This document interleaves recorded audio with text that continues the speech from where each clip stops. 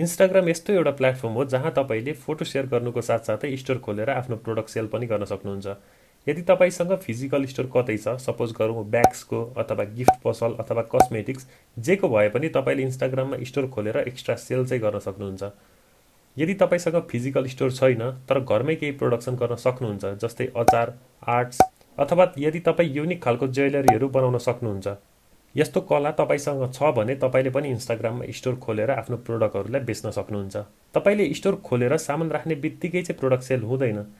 तपाईले product sale गर्नको लागि यस्तो स्टोर बनाउनु पर्छ जुन स्टोरले चाहिँ कस्टमरको ट्रस्ट गेन गर्न सकोस् र हेर्दामा पनि एट्र्याक्टिभ होस्। हो, यस्तो स्टोर कसरी बनाउन सकिन्छ म यो भिडियो मार्फत चाहिँ तपाईहरुलाई शेयर गर्छु।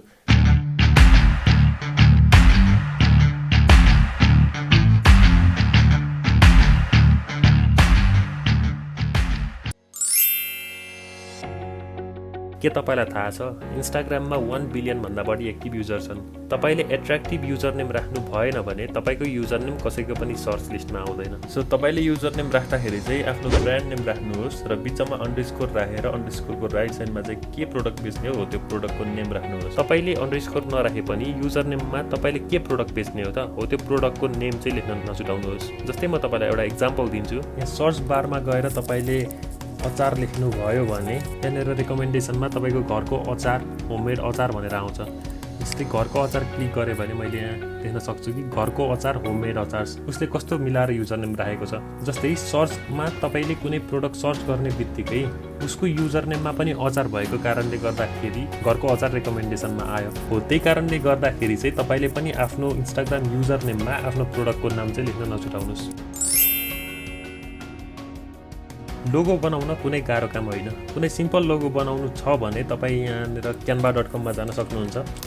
canva.com मा तपाईले लोगो मात्र नभइकन धेरै कुराहरू डिजाइन गर्न सक्नुहुन्छ। त्यो चाहिँ तपाईँ यो वेबसाइटमा आएर चाहिँ एक्सप्लोर गर्न सक्नुहुन्छ। canva.com मा आइसकेपछि तपाईले यहाँनिर क्रिएट अ डिजाइनमा क्लिक गर्नुहोस् र क्रिएट अ डिजाइनमा क्लिक गरिसकेपछि तपाईँ यहाँ सर्च गर्नुहोस् लोगो र तपाईँ के गर्नुहोस् भन्दाखेरि यसको ब्याकग्राउन्डमा चाहिँ एउटा ब्राइट कलर राख्नुहोस्, जस्तै ओरेन्ज कलर अथवा येलो कलर, जसले चाहिँ आँखालाई एट्र्याक्ट गरोस्। त्यसको लागि म यहाँ एलिमेन्ट्समा गएँ। एलिमेन्ट्समा तपाईले यहाँनिर देख्न सक्नुहुन्छ यहाँनिर लाइन्स एन्ड सेप्स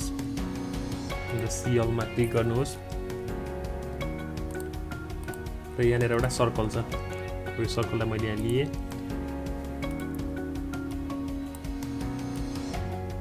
र ठ्याक्क यहाँनिर मैले फिट गरेँ। फिट गरिसकेपछि तपाईले यहाँनिरबाट यहाँ क्लिक गरेपछि कलर चेन्ज गर्न सक्नुहुन्छ र यहाँनिर मैले यो कलर लगाएँ। यो कलर लगाइदिसकेपछि अब म यहाँ एलिमेन्ट्समा जान्छु। यदि मैले सुजको स्टोर खोल्दैछु भने म यहाँ सुज टाइप गर्न सक्छु र सुज टाइप गरिसकेपछि यहाँनिर चाहिँ थरीथरीको सुजहरू आउँछ। यो क्राउन देखाएको चाहिँ यो प्रो, क्यानभा प्रो हो र यसको लागि चाहिँ तपाईँले पैसा तिर्नुपर्ने हुन्छ भने यो क्राउन नआएको चाहिँ सबै फ्री खालका हुन् र तपाईँलाई जुन चाहिँ यहाँनिर एलिमेन्ट मनपर्छ त्यो तपाईँले सेलेक्ट गर्न सक्नुहुन्छ। जस्तै अहिलेको लागि म यही लिन्छु। यो लिइसकेपछि म यसको साइज हल्का बढाएँ।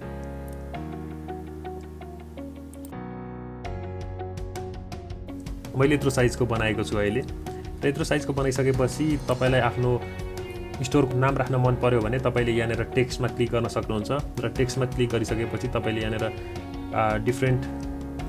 डिफ्रेन्ट फोन्टहरू पनि देख्न सक्नुहुन्छ र तपाईँलाई मन परेको चाहिँ यहाँनिर तपाईँ सेलेक्ट गर्नुहोस् र आफ्नो स्टोरको नाम तपाईँले यहाँनिर लेख्न सक्नुहुन्छ। र यति भइसकेपछि तपाईँले आफ्नो लोगो चित्त बुझ्दो भइसकेपछि चाहिँ तपाईँले यहाँनिर डाउनलोडमा क्लिक गर्नुहोस् र डाउनलोडमा क्लिक गरिसकेपछि तपाईँको यहाँनिर लोगो डाउनलोड हुनेछ। अर्को पनि एउटा वेबसाइट छ फ्री लोगो मेकर भन्ने, त्यहाँबाट पनि तपाईँले चाहिँ मन परेको लोगो डाउनलोड गर्न सक्नुहुन्छ।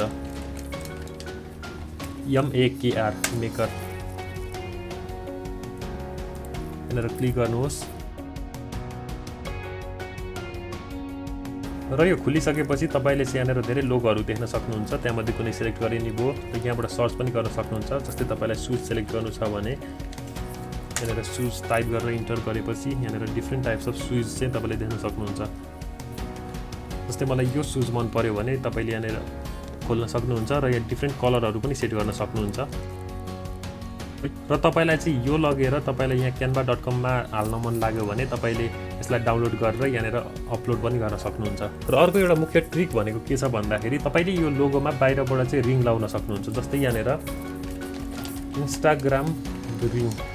PNG थिच्नुभयो भने तपाईले यहाँनिर डिफ्रेन्ट टाइप्स अफ लिंक देख्न सक्नुहुन्छ र तपाईले एउटा डाउनलोड गर्नुस् जुन चाहिँ PNG फर्मेटमा छ र यो डाउनलोड गरेर तपाई यहाँनिर canva.com मा अपलोड गर्नुहोस् र यो रिङ अपलोड भइसकेपछि तपाईले यसलाई ड्र्याग गरेर यहाँ लग्न सक्नुहुन्छ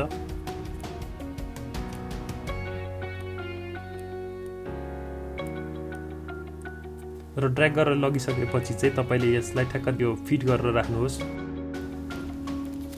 तपाईलाई चित्त बुझ्दो भइसकेपछि तपाईले यसलाई डाउनलोड गर्नुस् र डाउनलोड गरिसकेपछि इन्स्टाग्राममा लगेर तपाईले DP मा अपलोड गर्नुस् इन्स्टाग्राम रिङले के फरक पार्छ भन्दाखेरि जस्तै हामी सपोज गरे एउटा कस्टमरले इन्स्टाग्रामबाट जुत्ता किन्न खोजिरहेछ उसले इन्स्टाग्रामको सर्च बारमा गएर टाइप गर्छ सुज र उसलाई चाहिँ निकै सुजको स्टोरहरुको रिकमेन्डेसन आइरहेको हुन्छ ती धेरैवटा रिकमेन्डेसनमा गएका स्टोरहरु बीचमा उसले चाहिँ यो स्टोरले चाहिँ स्टोरी हालेको रहेछ र उसलाई लाग्छ कि यो स्टोर चाहिँ एक्टिभ छ र के चाहिँ स्टोरी हालेको रहेछ त यो स्टोरले भनेर क्युरियस भएर पनि उसले तपाईको स्टोरलाई ओपन गर्छ कस्टमरहरु तपाईको स्टोरमा आउने बित्तिकै सबैभन्दा सुरुमा तपाईको बायोमा आहा जान्छ सो म एउटा एक्जाम्पल दिन्छु तपाईलाई चाहिँ पर्फेक्ट बायो कसरी लेख्ने भनेर जस्तै मैले यहाँ एउटा खोलेको छु सोशल सेलर ब्याग्स भनेर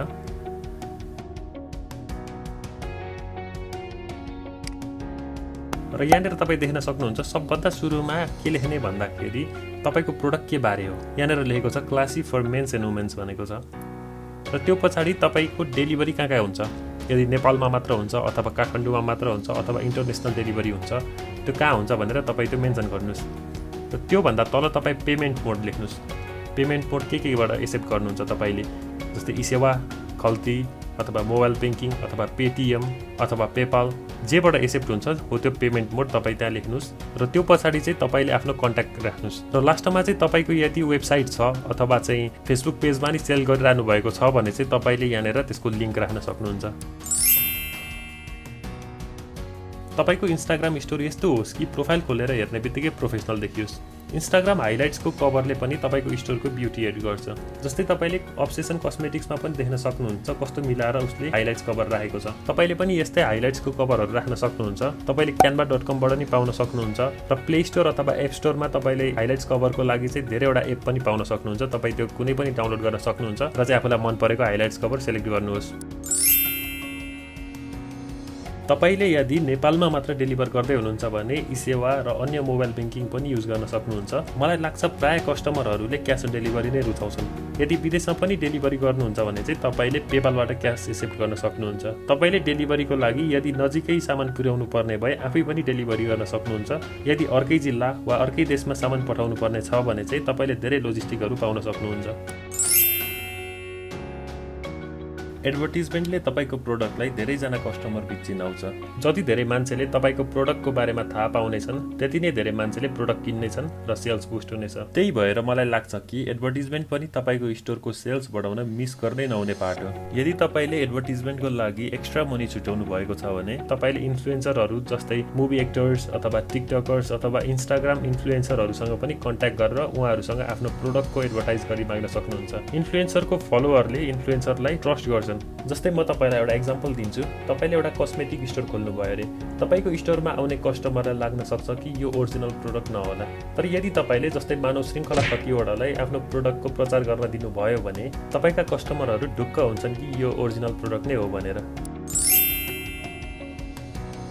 बिजनेसमा तपाईलाई कुनै कुरा सानो लाग्न सक्छ तर त्यो सानो देखिए पनि ती कुराले तपाईको बिजनेस ग्रो गर्न इम्पोर्टेन्ट पार्ट खेलिरहेको हुन्छ जस्तै तपाईले कस्टमर सर्भिस कस्तो दिनु भइरहेको छ बिहान 9 बजे डेलिभर गर्छु भनेर भोलि दिउँसो डेलिभर गर्दिने अथवा उहाँहरुको मेसेजलाई टाइममा रिप्लाई नदिने यस्तो नेग्लिजेन्स गर्न भएन तपाईले हरेक आइटमलाई राम्रो प्याकेजिङ गर्नुस् थ्यांक यू नोट लेख्नुस् र सक्नुहुन्छ भने कम्प्लिमेन्टरी आइटम पनि बेला बेला दिनुस् यसले गर्दा तपाईको कस्टमरले अरूलाई पनि तपाईको स्टोरको बारेमा भन्नेछन् तपाईले कस्टमरको रिभ्युजहरुलाई स्टोरीमा राख्न सक्नुहुन्छ र यसले के फरक पार्छ भने तपाईको स्टोरमा आउने नयाँ कस्टमरलाई तपाईको प्रोडक्ट प्रति चाहिँ विश्वास जाग्छ सो यस्तै सानातिना कुराहरुले पनि तपाईको बिजनेसमा ठूलो असर गरिरहेको हुन्छ मैले भनेको स्टेप्सहरु पूरा गरेर स्टोर खोल्नु भयो भने अवश्य पनि तपाई सफल हुनुहुने नै छ आफ्नो प्रोडक्टको क्वालिटी सधैं हाई मेन्टेन नै गर्नुस् र यति भन्दै आजको भिडियो चाहिँ म यही सकाउन चाहन्छु र यदि मैले भनेको कुराहरु चाहिँ तपाईलाई मिनिङफुल लाग्यो भने र अझै यस्तै कन्टेन्ट हेर्न चाहनुहुन्छ भने चाहिँ यो च्यानललाई सब्स्क्राइब गर्न नबिर्सिनु होला